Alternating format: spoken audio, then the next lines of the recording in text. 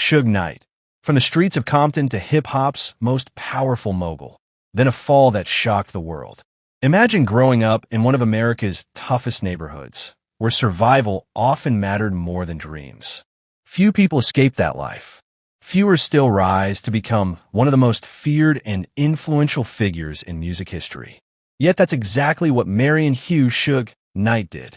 Born on April 19, 1965, in Compton, California, Suge Knight was nicknamed Sugar Bear as a child because of his large size. Over time, the nickname was shortened to Suge.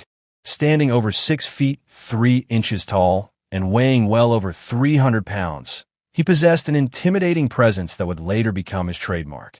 Despite growing up in an area plagued by gangs and violence, Suge excelled in sports. He became a standout football player at Linwood High School, earning enough recognition to play college football at El Camino College before transferring to the University of Nevada, Las Vegas, UNLV. His dream was to reach the NFL. Although he briefly attended training camp with the Los Angeles Rams during the 1987 NFL players' strike, he never secured a permanent place in professional football. For many, that would have been the end of the dream. For Suge Knight, it was only the beginning of another chapter. After football, he worked as a concert promoter and later became a bodyguard for several celebrities, including members of NWA. His imposing physique and fearless reputation made him one of the most recognizable security figures in the entertainment industry. But Suge wasn't satisfied protecting stars. He wanted to build an empire. In 1991, together with legendary producer Dr. Dre, he co-founded Death Row Records. What followed was one of the greatest success stories in music history. Death Row became the most dominant hip-hop label of the 1990s, releasing classic albums from Dr. Dre, Snoop Dogg, Tupac, and many other artists. Albums such as The Chronic, Doggy Style, and All Eyes on Me sold millions of copies worldwide.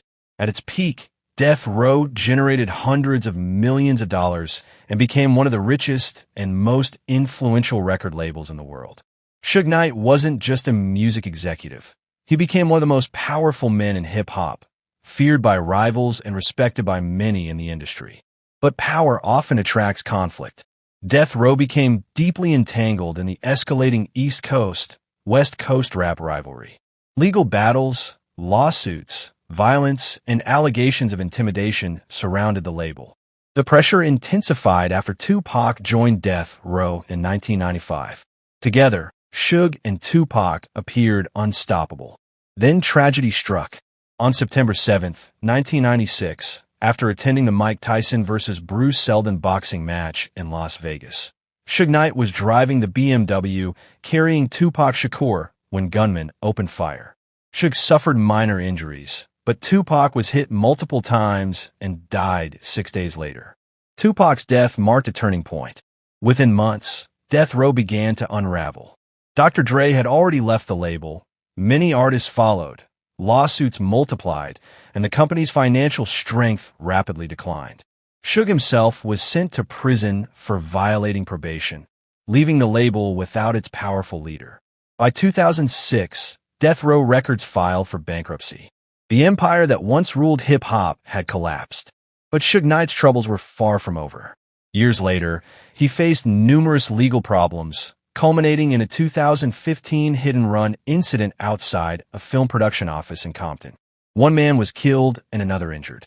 In 2018, Suge pleaded no contest to voluntary manslaughter to avoid a murder trial and was sentenced to 28 years in prison, where he remains incarcerated. Suge Knight's life is one of the most dramatic stories in hip-hop history. He rose from the dangerous streets of Compton to become the architect of a music empire that transformed rap forever.